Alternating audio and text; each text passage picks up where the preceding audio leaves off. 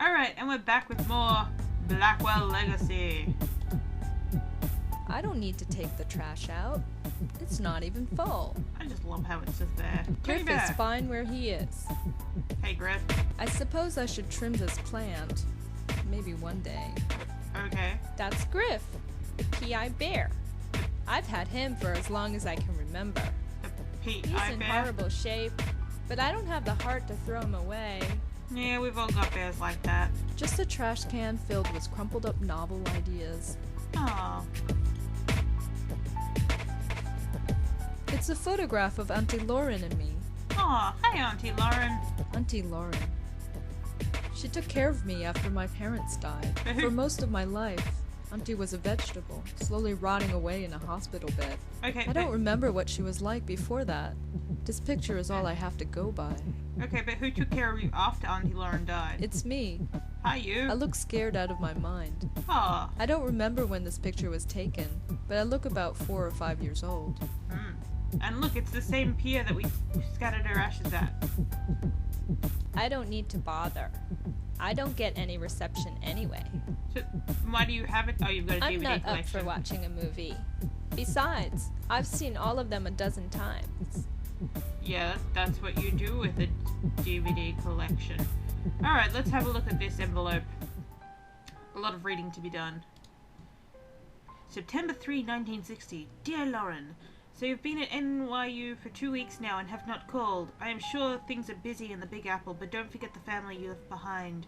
Things back home have been going well. Jack starts high school on Monday, so he's a bit nervous. You know how he gets. Be sure to write him a letter. I'm sure he misses his big sister. I admit, I'm still nervous about you living in New York all by yourself.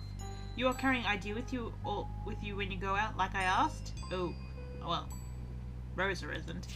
You know me, just being a mom. Somebody has to. Keep your head on straight, kid, as your dad would say. And remember that you have a family back home that misses you. Love you! From Mom and Dad and Jack.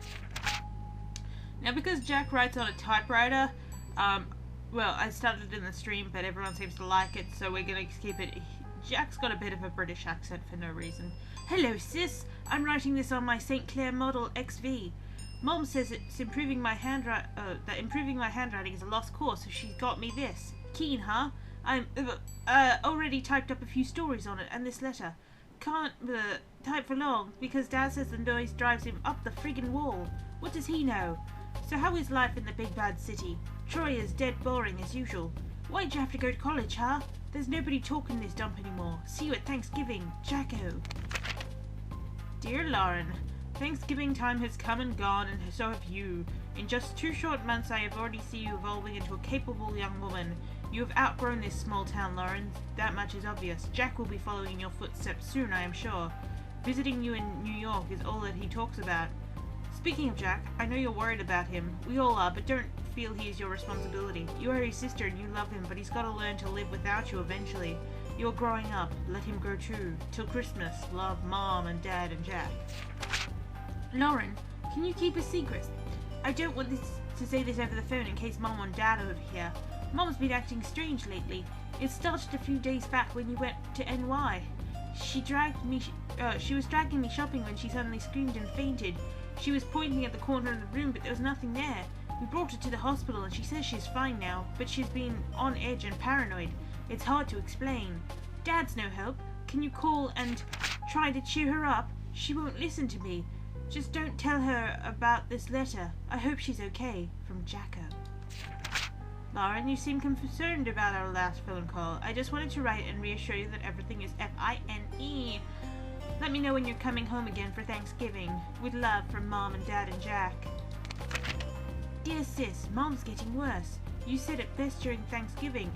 It's like somebody's watching over her shoulder. Paranoia. She sits by herself for hours pretending to read when it's obvious she isn't. Lately she's been covering her ears as if to keep out a sound and closing her eyes tight. Dad's losing patience with her. He's convinced she's lost her mind and I'm starting to agree. She refuses to get any kind of help. Why can't she see that there's a problem? This isn't normal. Not normal at all. Can't she see that? I hate to admit it, but I'm kind of scared. Scared for her. I don't know what to do. From Jack. I lost my O. Lauren, it has a name. Mom locked herself in the bathroom this morning. It looked like she was talking to herself in there. Or sounded, actually. Well, not to herself. It was like someone else was there, but there wasn't. I listened. I just couldn't understand it. But she did say the name Joey. I asked her later who Joey was, and she got really scared. Then she got angry and she said, if you know what's good for you, never mention that name again. This could be the key. If we find out who Joey is, maybe we can save her from Jack. Well, Lauren, it's done. The final papers have been signed. It hurt, a lot. But it had to be done. Mom is now being committed to a mental ward. I have to say I'm relieved. I know how you feel about it, but you weren't there. You didn't come to see her screaming and tearing her hair out. Running around the house, knocking over everything in her way. Cuts were all over her face, and the house is practically destroyed. I was so shocked that I came home and waited outside for Dad to come home. It was awful. She clawed at him, clawed at his face, and drew blood. It will haunt my dreams for the rest of my life. Thanks for coming out, Lauren. I don't think Dad and I could have handled it on our own. She kind of dreamed us, you know. Can I come to New York and visit? I need to get away for a while. From Jack.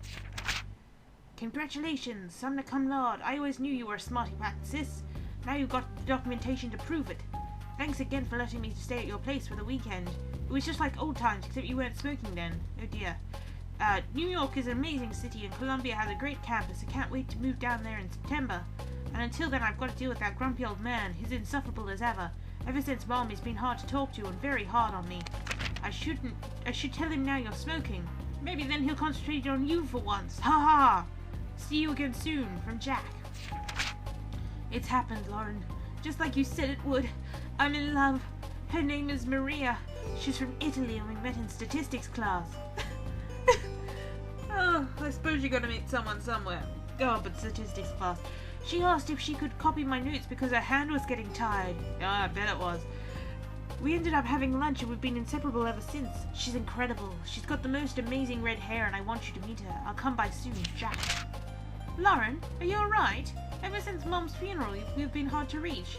I know it's been hard on us, but it's been 6 months. I tried calling, but you never answered. I came by the other day, but you didn't open the door. I knew you were there, Lauren. I could hear you. I risked using the spare key you gave me, but you changed the lock. Just come for dinner on Christmas Eve. Maria's a great cook. We won't ask any questions. Just come. Mom might be gone, but we're still here. I miss my big sister, Jack. Lauren, who is Joey?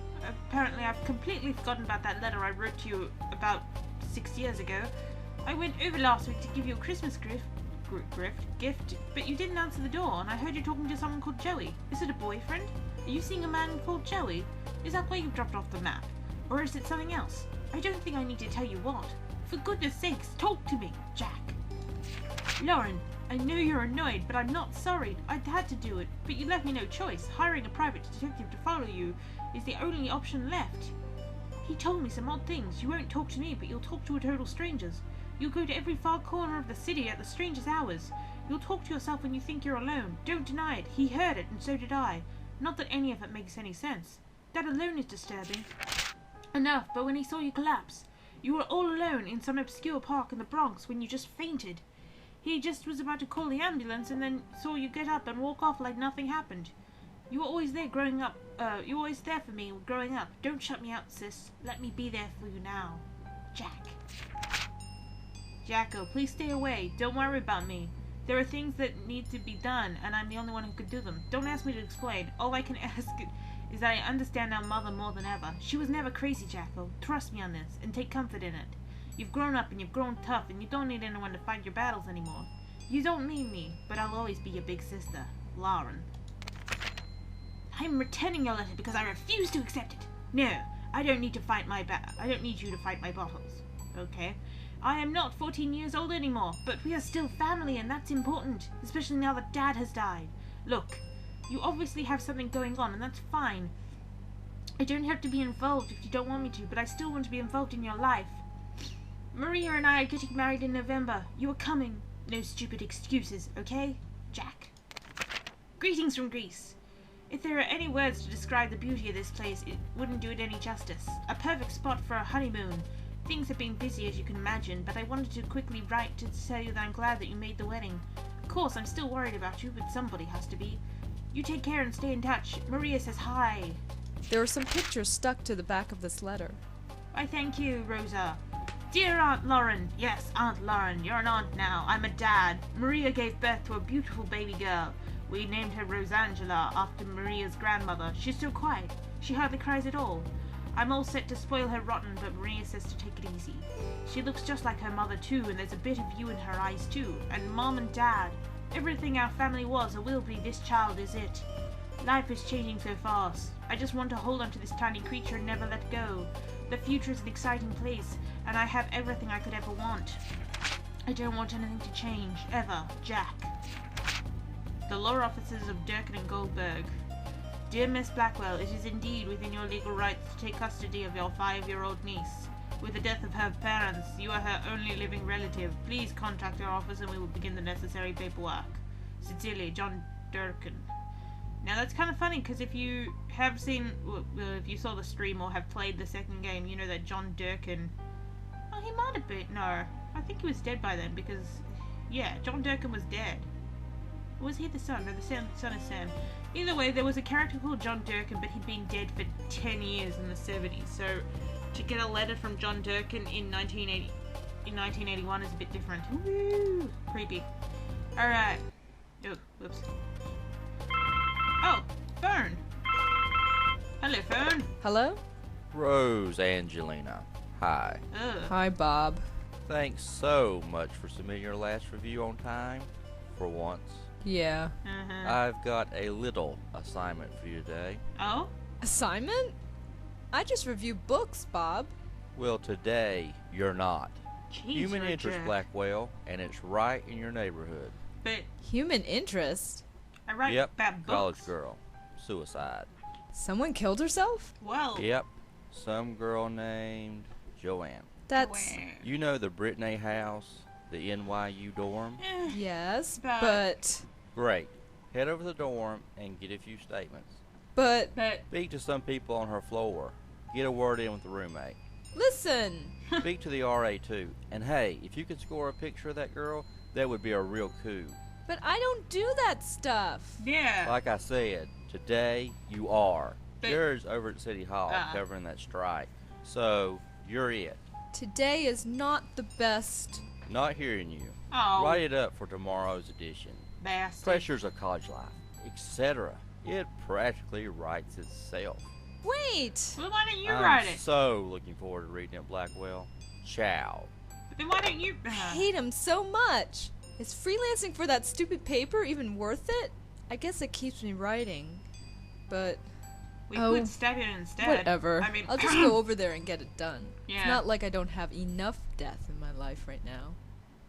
Go get you. Maybe this isn't a bad thing. Yeah. It's like being a real reporter. Sort of. Except you've got no training in My being a old real notepad reporter. should come in handy for this. What about your new notepad? Okay, so now she's got the notepad. Okay, let's look at these photos. Oh, look. It's your mama and your papa. And your papa is touching your mama and your mama's missing an arm. Wait, why is mother missing an arm? I'm not even asking. But as you can see, she should have an arm where his arm goes, I don't know. Alright, and the other photo. Hello. Got Dad, Grandma, and Lauren, who's Auntie. Alright, They are fine where they are. what are they? Just some old book review clippings. Why, thank you. Okay, let's head out of here and head to the Brittany dorm. To the Brittany dorm! Ugh. Oh, can you stop having your headaches? I feel dear? like hell and I have to interview college kids. I know, Hopefully it's- this won't take too long. It's crazy. Hey, Mr. R.A.